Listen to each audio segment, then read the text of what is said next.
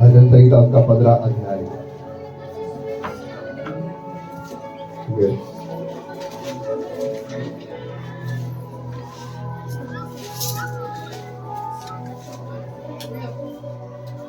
बोलिए आपने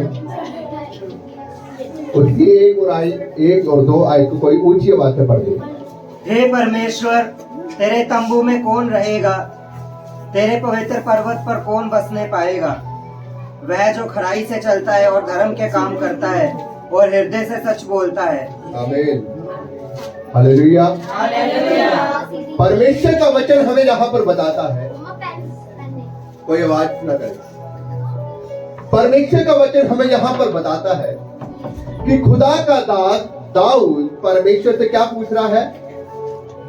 वो परमेश्वर से एक सवाल को यहाँ पर पूछ रहा है कि हे परमेश्वर, तेरे तंबू में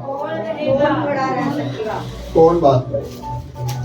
तेरे तंबू में कौन वास करेगा?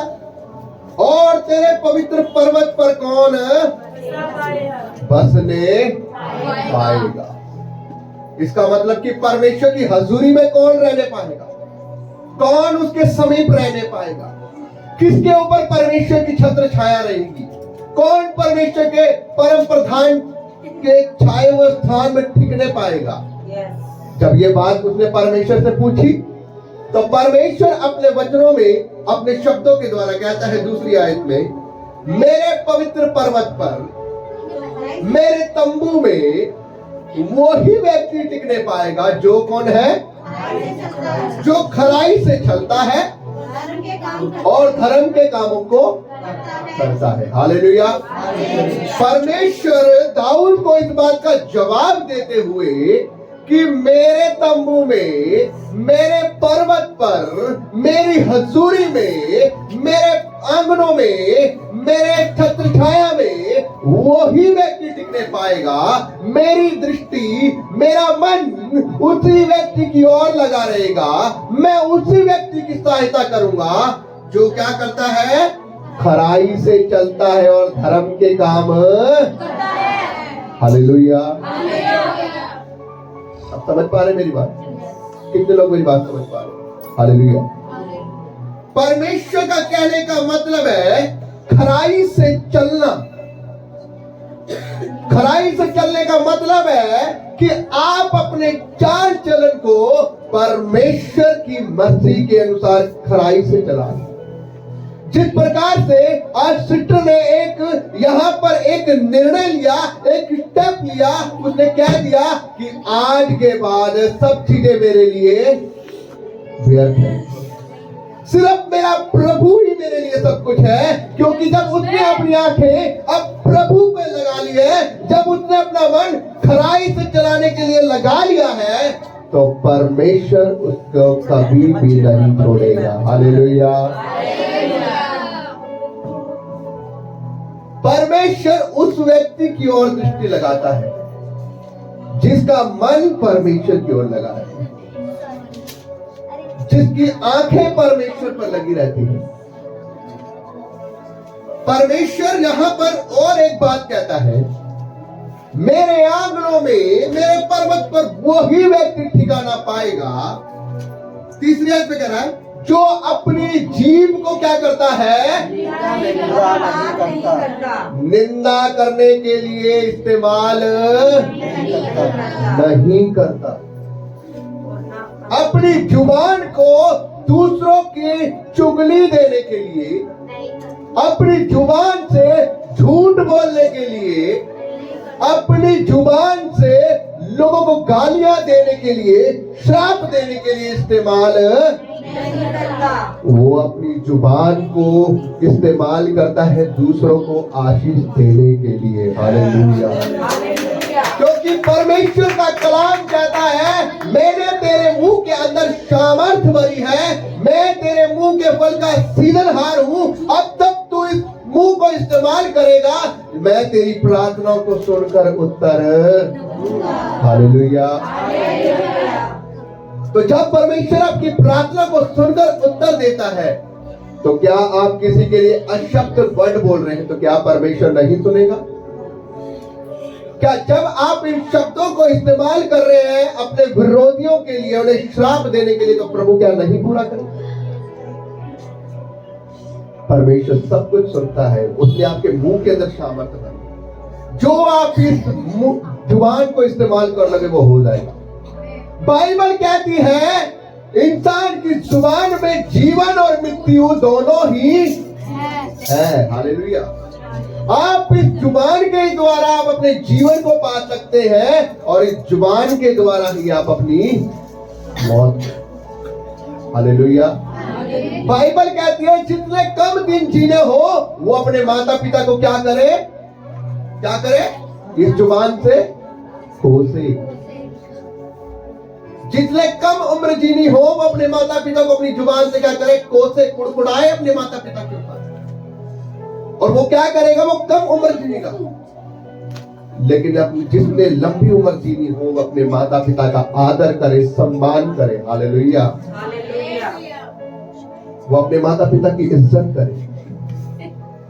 बाइबल बताती है तेरे मुंह के अंदर सामर्थ है। अगर हम ये जुबान को सही इस्तेमाल नहीं करते तो हम परमेश्वर के कामों को अपने जीवन में नहीं देख पाते। इसलिए मेरे भाइयों बहनों, परमेश्वर यहाँ पर हमसे एक बात कहता है कि मेरे तंबू में वही इस्तेमाल हो सकता है, वही व्यक्ति जा सकता है मेरे पर्वत पर, मेरे तंबू में। तंबू का कहने का मतलब है कि परमेश्वर की हजूरी में वही व्यक्ति टिकने पाएगा, सब नहीं, सब नहीं। बाइबल बताती है कि अय्यूब के ऊपर एक घेरा बना हुआ था और वो घेरा जब तक उसके ऊपर बना रहा शैतान उसको छू भी नहीं पाया। और वो परमेश्वर के पास गया, परमेश्वर से पहले उसने अथॉरिटी ली, तब वो अय्यूब को छू पाया है मेरे भाइयों बहनों। तब वो उसका सब कुछ बर्बाद करने पाया है। उससे पहले वो उसको हाथ भी नहीं लगा पाया, ना वो उसके धन को, ना वो उसकी दौलत को, ना वो उसकी शोहरत को, ना वो उसके बच्चों को, किसी चीज को छू नहीं पाया। लेकिन जब परमेश्वर ने कहा कि देखा तूने अय्यूब जैसा, ऐसा पृथ्वी में कोई भी व्यक्ति नहीं है जैसा अय्यूब मेरा धर्मी जन है। उसने कहा अच्छा, कह रहे एक बार अपना हाथ तो हटाओ उसके ऊपर से, क्योंकि जब उसके जीवनों में थोड़ी दिक्कत आएगी तो वो अपने आप तेरी निंदा करेगा। प्रभु ने कहा तो उसकी जान को कुछ मत करना, बाकी तू सब कुछ कर सकता है।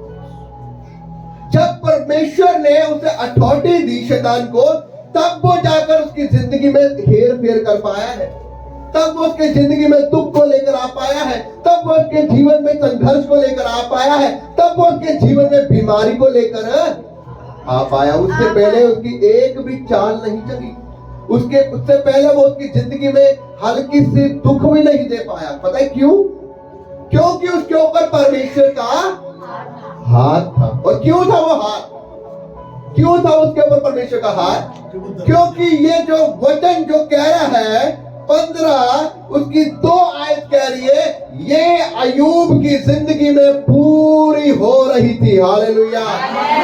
अय्यूब इस 15 की 2 आयत के अनुसार चल रहा था। वो परमेश्वर के साथ वफादार था, वो अपनी जुबान को दूसरों की आशीष के लिए इस्तेमाल करता था, वो अपनी कमाई को दूसरों की भलाई के लिए इस्तेमाल करता था, वो धर्म के काम करता था, वो परमेश्वर की हजूरी में चलता था। हालेलुया।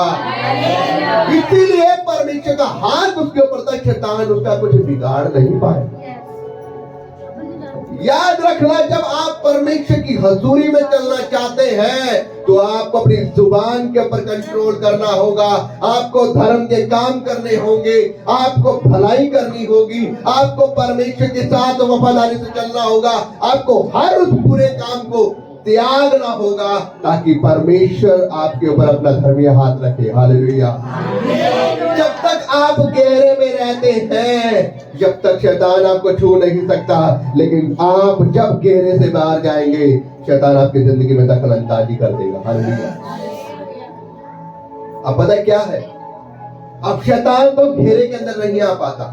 जब आपके ऊपर परमेश्वर का हाथ है, शैतान आपको छू, आप उस गहरे के अंदर है, पवित्र आत्मा का है वो गहरा, शैतान अंदर नहीं आ सकता, लेकिन शैतान एक काम कर सकता है, वो आपको उस घेरे से बाहर, समझ पा रहे हैं आप मेरी बात? वो आपको उस घेरे से बाहर निकाल सकता है। कैसे? आपको गुस्सा दिलाकर, आपको जेलसी कराकर, आपको कुड़कुड़ाई करवाकर, आपको फोन के माध्यम से, आपसे झूठ बुलवाकर, आपके मुंह से निंदा करवाकर। हवा को क्या किया उसने? हवा और आदम को कोई बड़ी तीर मारा था उसने उसके लिए? क्या किया था? क्या वाकई में तुम इस फल को खाओगे तो मर जाओगे? यही बोला था ना? हाँ? क्या वाकई में जब तुम इस फल को खाओगे तुम क्या मर जाओगे? तुम मरोगे नहीं, परंतु तुम परमेश्वर के, ये बात सिर्फ उसने उनके दिमाग में डाली थी और उन्होंने क्या किया? उस घेरे से बाहर पैर रख दिया। हालेलुया। घेरे से बाहर पैर रखने का मतलब है उन्होंने परमेश्वर की आज्ञा को तोड़ दिया। हालेलुया। परमेश्वर ने मना किया था कि तू सब फल खा सकता है आदम की वाटिका के, लेकिन जो बीच में फल है उसे मत, क्योंकि जिस दिन तो खाएगा तो क्या हो जाएगा? मर जाएगा। और वाकई में पाप की मजदूरी मौत इस दुनिया में उन्हीं के द्वारा। हालेलुया। जैसे ही उसने फल खाया उसकी आंखें खुल गई, उनको पता लग गया कि हम नंगे हैं, वैसे ही वो क्या हो गए? मर गए। कैसे मर गए? आत्मा में उसी समय वो मर गए। उसी समय उन्होंने परमेश्वर की हजूरी को तोड़कर अपने जीवन में पाप ले आए, संघर्ष ले आए और पूरी सृष्टि में वो मौत को ले आए, पाप को ले आए। उससे पहले पाप नहीं था दुनिया में, आपको पता है?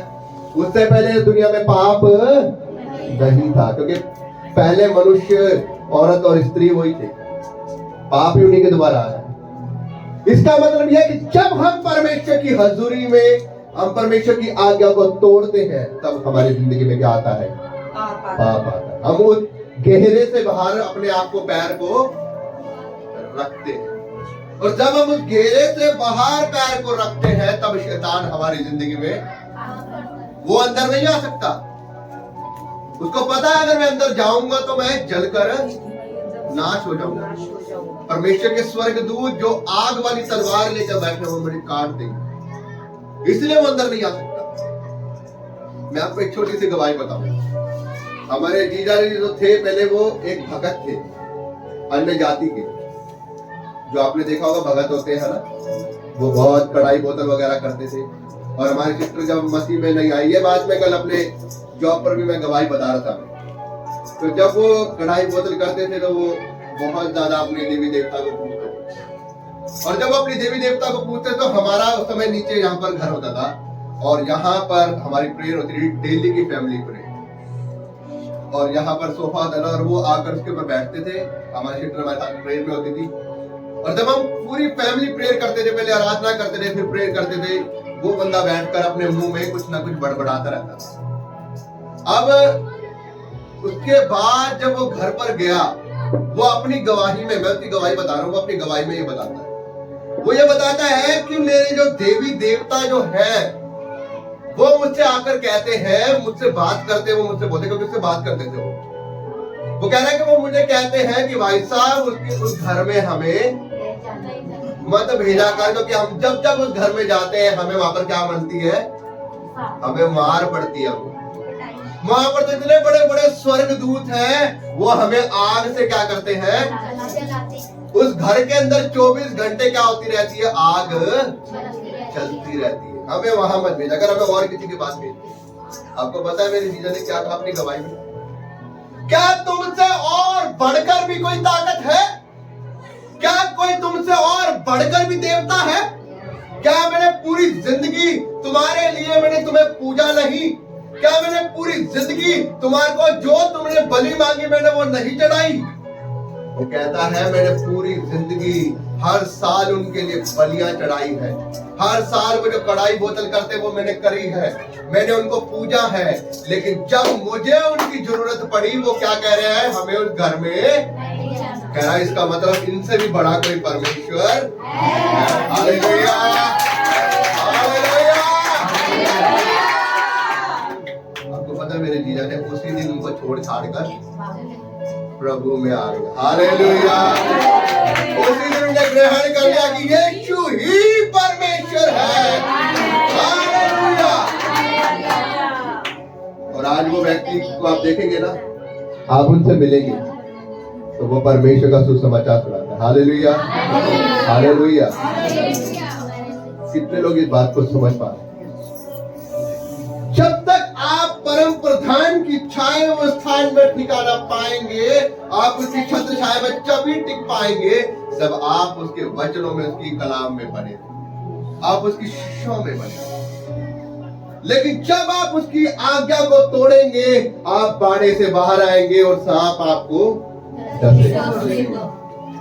वो अंधकार की ताकतें कहती है भैया हमें उस घर में मत भेज, उस घर के अंदर क्या है? परमेश्वर का बाड़ा लगा हुआ है, मत भेज, हमें मत कर। हम वहां जाते हैं, हमें मार पड़ती है, हमें आग लगती है हमें। और वो यहाँ पर बैठ के कह रहा मैं तुम्हें पुकार रहा हूं, और वो दुष्ट आत्मा से बोलती है देख हम तो बाहर दरवाजे पर बाहर खड़े हुए हैं, क्योंकि धीरे धीरे हमारी बहन को बीच में दौरे पड़ लेंगे और हम प्रार्थना करते थे उसके लिए। और वो दुष्ट आत्मा क्या करती थी? बाहर कह रहे कि हम बाहर गेट पर बाहर ही खड़े हुए हैं, लेकिन हमारी हिम्मत नहीं बढ़ रही है, हम घर के अंदर जा रहे हैं। और वो इस बहन को पता नहीं कहां कहां ले गया। मैं जगहों के नाम नहीं बताऊंगा क्योंकि हम किसी के विरोध में नहीं है, हम सबसे प्यार करते हैं। वो इसको कहां कहां नहीं ले गया, लेकिन हमने उसे एक ही बात कही थी कि तूने जैसे जहां ले जाना ले जा, बाद में प्रभु की बारी है। हालेलुया। लेकिन बाद में इसको परमेश्वर ने बिल्कुल हील कर दिया जब परमेश्वर की बारी आई। Hallelujah, hallelujah. ये गवाही मैं पता क्यों बता रहा था एक भाई को, क्योंकि एक भाई मुझसे ये कह रहा था, ये मेरा टॉपिक नहीं है लेकिन मैं आपको ये बात बोलकर खत्म करूंगा।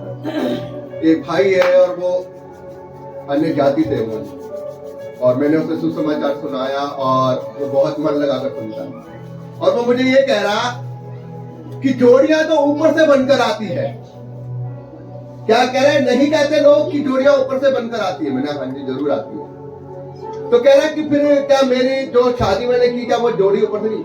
मैंने जोड़ी ऊपर से बनकर आती है, लेकिन वो जोड़ियां ऊपर से तब बनकर आती है जब आप खुदावन की हजूरी में बैठते हैं, जब आप उससे मांगते हैं।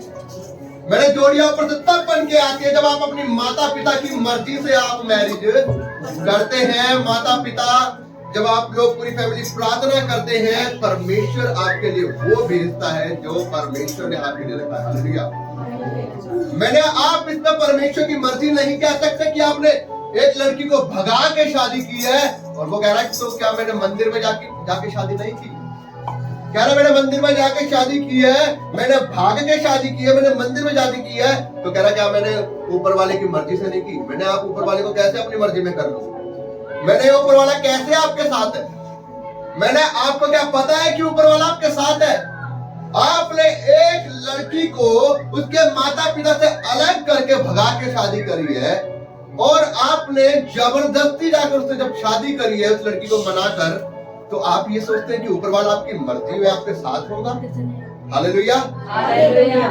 मैंने कहा आपने जो कांटा बोया है ना अपने पैर में, जो गलत काम किया है, इसका हर्जाना पूरी जिंदगी आपको भुगतना पड़ेगा। हालेलुया।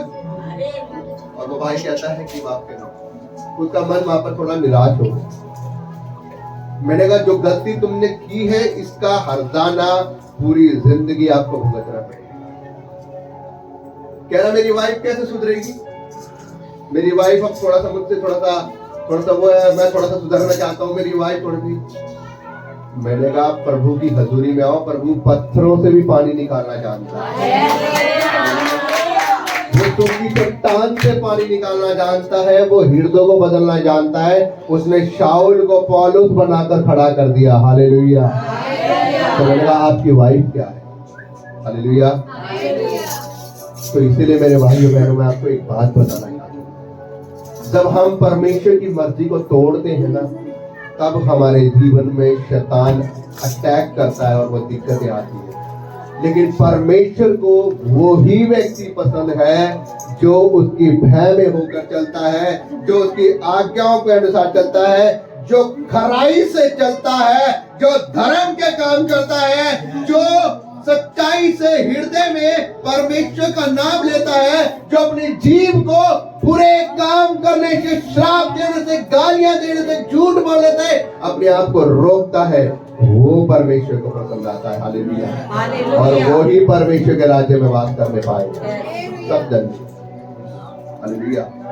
समझ पा रहे हैं आप इस बात को? तो इसीलिए मेरे भाइयों बहनों, मैं आपसे एक बात कहना चाहता हूं कि अगर आपको परमेश्वर के राज्य में प्रवेश करना है ना, तो खराई वाला जीवन अपने जीवन में ले आए। जिस प्रकार से सिस्टर ने आज बोल दिया कि मैं खराई से, खराई दो तरफा नहीं,